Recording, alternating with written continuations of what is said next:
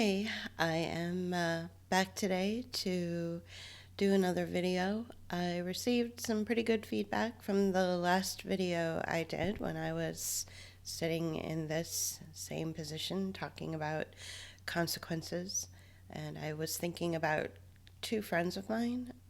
One who texted me because he's on his way to visit his family for the next 3 or 4 days for the holidays, and he was feeling anxiety because he doesn't want to talk about the pandemic, and he doesn't want to talk about vaccines or masks or anything like that.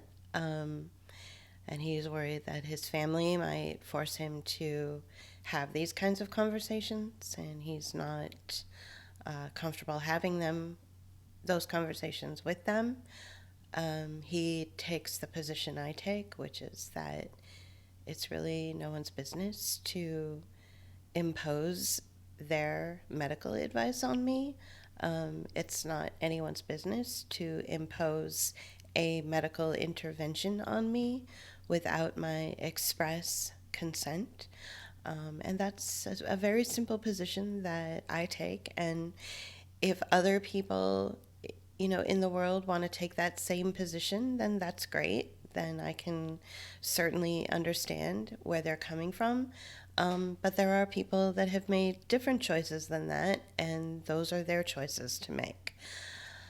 So I was thinking about him, and I was texting with him and being a friend, how friends support each other. And I said, look, I'm sure that your family, who I understand to be very kind and very nice, I'm sure they're not going to put you in any uncomfortable position. There will be Easter egg hunts and children, and it's springtime and it's Easter, and I think everything will be okay.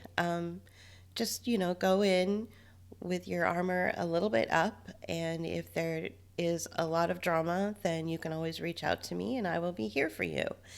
And that's, the best I can do for him. I'm also thinking of another friend of mine, and some of you may be able to relate to this situation or this story. I have a good friend who I haven't spoken to in quite a few years, but we keep in touch here and there, mostly through social media. But she is someone that I know in person and in real life. We've gone to dinner together, we have hung out together, we've had drinks together, we worked together. She's a very good friend. She's a good, strong person. I wouldn't say that she's like sparkly. I would say that she's practical and respectful, which is probably the first thing that if you ever met her, it's probably the first characteristic of hers that would come to mind if you ever met her, that she's respectful of other people. Um, yeah, we have our differences. She was very excited when given the opportunity to vote for Joe Biden. She is a huge Kamala Harris fan, and if you know our platform and you know us, you know our position on Kamala Harris. We are incredibly dubious of her agenda. Um, we believe that she's duplicitous and not to be trusted. Most politicians are like that. But my friend is, very kind and very sincere and very respectful. And despite our differences and despite, all of that, we still get along, and I still respect her very much. And I miss her. She lives in San Francisco, and we left San Francisco over 2 years ago, and my life was a bit of a whirlwind. I met JP and got married, and had a lot of tumultuous and interesting and strange and terrifying things happen to me over the last 5 years or so, and I needed to kind of spend some time taking care of those things, and didn't have a lot of room for uh, anything else, actually. I was trying to make sure that that my life was going in the direction that I wanted it to go and not at the mercy of someone else's pernicious agenda. Um, so, you know, when she, when it was suddenly announced by her husband of, I don't know, 15 years maybe, I think they met, you know, when they were really young, and they got married very young. They never had kids, but that's, you know, a choice that they made. They chose their career path, and it worked for them. But after 15 years, I believe, of marriage or so, all of a sudden, out of nowhere, he filed for divorce.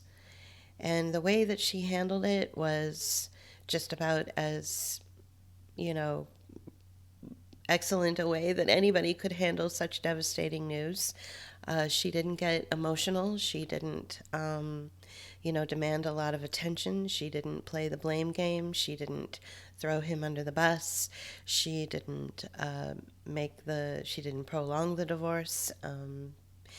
It was a very quick and end of that relationship. And she she just, you know, when I reached out to her right about the time that the divorce was happening, she, you know, and I wasn't really sure what was going on. She said, no, he filed for divorce and it's over. And she was very, well, kind of like the way I am, just very practical and kind of perfunctory about it, but while at the same time not being too harsh and not being too cold and too standoffish about the situation. Obviously, it was painful for her and it was devastating, but she handled it as well as anyone could. She handled it very well. When she discovered that she had a benign tumor, her attitude about the benign tumor was the same as her attitude of the end of her marriage, which is, you know, well, I've got to cut it out. I've got to get it out of my body, and I've got to get well and move on. And, you know, she's a very, you know, strong and funny individual. She will always make you laugh. She says, you know, that's fabulous a lot. She's got a lot of colorful, wonderful friends that absolutely adore her. She has a very good job, and in a very visible position in the city of San Francisco, a very important position in the hospitality industry. She's, you know, a very good person, and which is why I'm sort of getting to the point. I recently discovered that she took both Pfizer vaccines and was complaining about some side effects, that she wasn't feeling well. And I've been sort of trying to keep a close eye on her, and, you know, I have a feeling it's been a few days, if not a week, maybe less than a week, and she's still feeling poorly. So my, you know, and so what I'm trying to say here is that I'm sure that there are a lot of you out there that have experienced the same kind of situation with someone that you might be either related to or very good friends with, a loved one of sorts who has taken a vaccine, and they're having some side effects from the vaccine. And, you know, I'm not telling you how to respond to that friend or that loved one or that family member, but I can only tell you my response to her. And my response to her is nothing. I don't have anything to say. I adore her. I respect her choices for her body. I hope that she gets better, but there will be no I told you so's. There will be no guilt tripping. There will be no attacking her and saying, you know, you've been following my platform and you've been following me. You should know by now, you know, the dangers of this or that. Each person is living their own life in their own situation. San Francisco is a very communitarian oriented minded city. That means that the city is very much into social pressure and community pressure. I recently read a statistic that the San Francisco Bay Area has the least resistance to the vaccine than any place in the world. So this tells me that, you know, the pressure to have these medical interventions on your body is extraordinary. There are these extraordinary pressures to do these things to yourself. And my feeling is that, you know, each person is living the best that they can given the circumstances that they're in. I hope that that makes sense. And it's not my job to judge. It's not my job to attack or do the I told you so's or anything like that. All I can do is just be what I've always been, which is a friend, you know, a friend to her. And I think that there are a lot of people out there that are experiencing this level of frustration and this level of concern for their loved ones and their friends as well. And, you know, I'm not going to tell you how to respond to that. Your choice and how you behave and your character is who you are, and that's what makes you unique. And if it makes you feel like you are being true to yourself by kind of pushing back a little and saying, you know, I told you about the dangers of everything. Why did you go ahead and move forward? You know, now we've got this bigger problem, this potentiality for a bigger problem because of, you know, your lack of you know, looking into the inoculations, right? So you know, but it's not for me personally, it's not my job. I'm not someone's doctor. I'm not someone's, you know, therapist or psychiatrist. I can only do what I do. And you know, I've made some pretty strong decisions about how I feel about things. I will not put anything in the media that I make. I won't put any visuals or videos of people in wearing a mask and lift them up. That's, to me, that would be supporting propaganda, and I don't believe in that kind of propaganda. I think that suffocating children, for one, is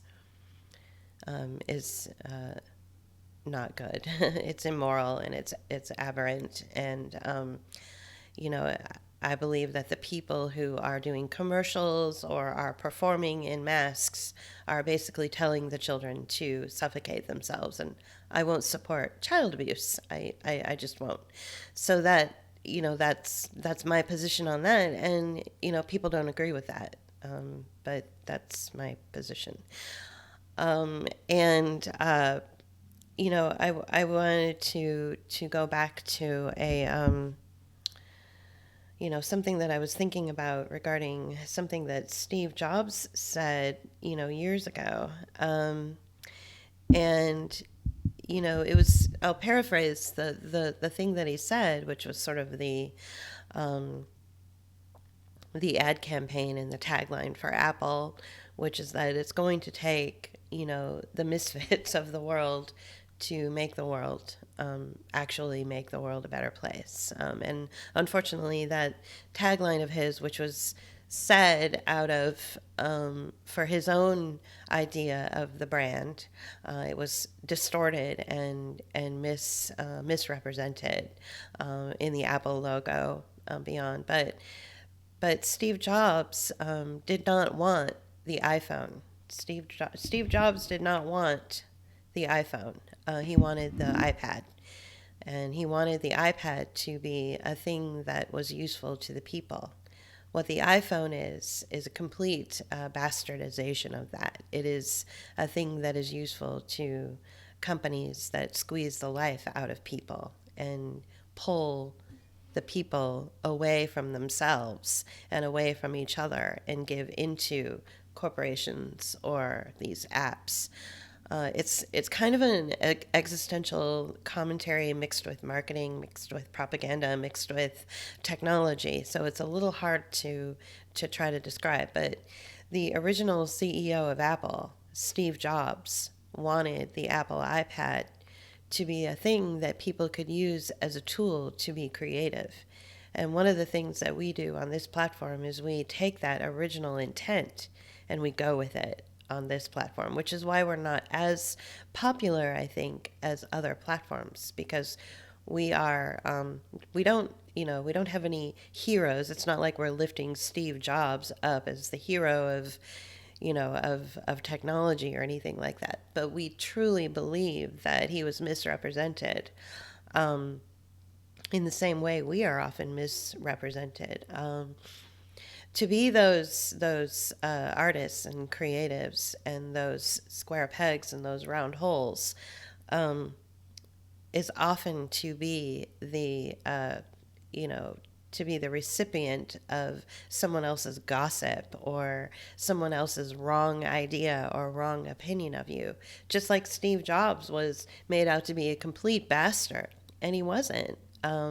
He was true to his vision. He was very much against Tim Cook's idea of what Apple should be. He wanted the Apple brand and the Apple product to be a tool for people to make music, to make art. He really wanted it to be something completely different than Microsoft, or any of those other computer brands out there. Apple was supposed to be something completely transcendent and completely different than that. And that idea and that kind of branding was polluted through Tim Cook, who's the current, or was the current CEO of Apple. I believe maybe he stepped down or something like that. But and the iPhone was supposed to be wasn't supposed to be as popular as it is. All smartphones were not supposed to be as popular as they are in the eyes and in the vision of Steve Jobs. He would much have preferred the iPad, which is a tool so that you can use various video making skills and music making skills and art platforms in order to carry around with you, in your hand, something that you could present to someone if you were trying to maybe break into a you wanted to get hired, say, like at a movie, and you wanted to show your special effects skills. You could just whip out your iPad and say, look what I made, using all the tools that the Apple brand has helped me use. And that there's nothing wrong with that. There's nothing wrong with that kind of technology where the idea was Steve Jobs really wanted the person to have more control over their own technology and their own vision. But it's this concept of his has been, like I said, it's been polluted and watered down, and people don't really have control over their technology. Instead, the technology is being used to kind of enslave people, as we talk a lot about in our 4IR and Great Reset videos that you can go back and watch. But coming back to, to each person's choice and how difficult it is for us to watch our loved ones and the people that we've come to respect over the years do things that are harmful to them.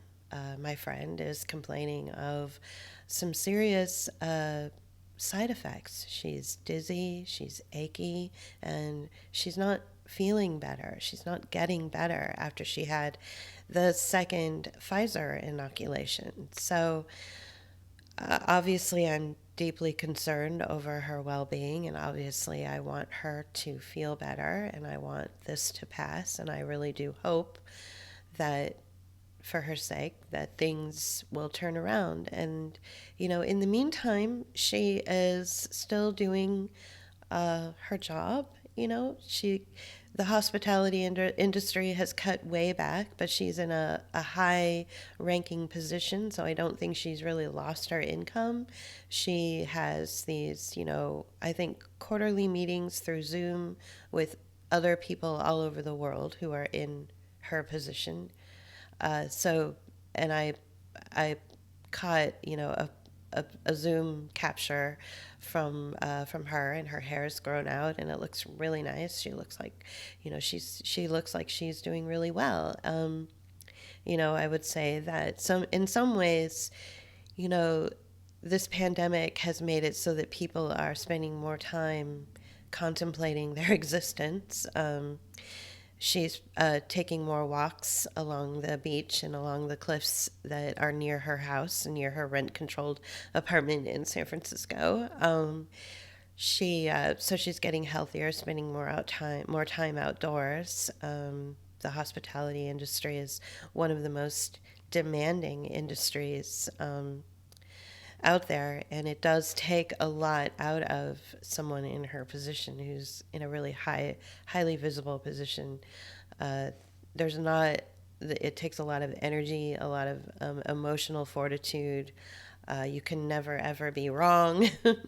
When you're dealing with clientele like Barack Obama, So she's, like I said, she's in a high position. So I do, and she loves her job, and she's passionate about her work. And the company that she works for has been very good to her. She's had a pretty good life in comparison to some people we know, and even me. She's had it a little bit easier than me. But I worry, and I am concerned that from this point forward, her life might get a little more complicated, because her health now will be the thing that will drive her purpose. And that is truly a shame, because she has so much more to offer the world than just how she is perceived, as whether she is a vector for a pathogen or not. So I found myself, a little sad over the fact that she's not feeling well. I never expected her not to get the inoculations. I knew that she would. I was just really hoping that she wouldn't feel bad, that she wouldn't have any kind of reaction to them. So we'll see what happens, but I think that a lot of you out there are experiencing the same frustrations, and it's not, well, it's not healthy to, in my opinion, I'm no doctor, but in my opinion, it's not healthy to get very angry. It's the best possible thing that you can do for yourself and for your friends or family that are suffering now, is to kind of let them be for a little bit, and let them kind of contemplate what their life might be like from this point forward. And if they ask you for support or advice or help, just be gracious and be kind. Don't be kind in the real way, not the way that it's been advertised lately. That's through the communitarian lens, which is all about community policing and community shaming. Be kind in your heart, the person that you really are. The kind of people that I see on my social media feed. Luckily, the good draws to the good, and even some of our patrons are incredibly good people. And I have to acknowledge that, and I have to say that much of their attitude has shaped the way that I look at the world now. I'm certainly less angry than I was. I'm still, there is such a thing as righteous anger. You still can be, have, righteous anger, and that's a good thing. Um, but there is so much more dignity in being true to yourself, and not forcing your opinion and your knowledge of everything, forcefully pushing it onto other people who maybe just will never be ready to understand. And that's a hard thing to have to accept, but we might have to accept that. Well, I think we will have to accept that. And one of our patrons uses the term, the bifurcation of society a lot in his commentary. He's actually, I think he mentioned he was like his family was the former owner of the Toronto Sun or something like that. So he's got excellent media skills, and he gives a lot of interviews. He's more popular than we are, and he supports us, and so that means a lot to us, that we get the respect of these people. Another of our patrons is quite the mover and the shaker in Tulsa, but at the same time is deeply grieved over the way society is going. And, her message has really resonated with me because I too am deeply grieved. So, here it is, Easter, and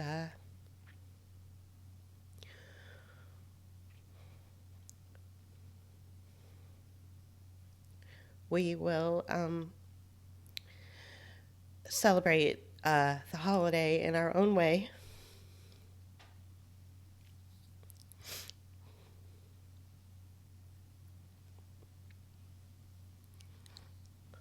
I'm very concerned about my friend who is in pain.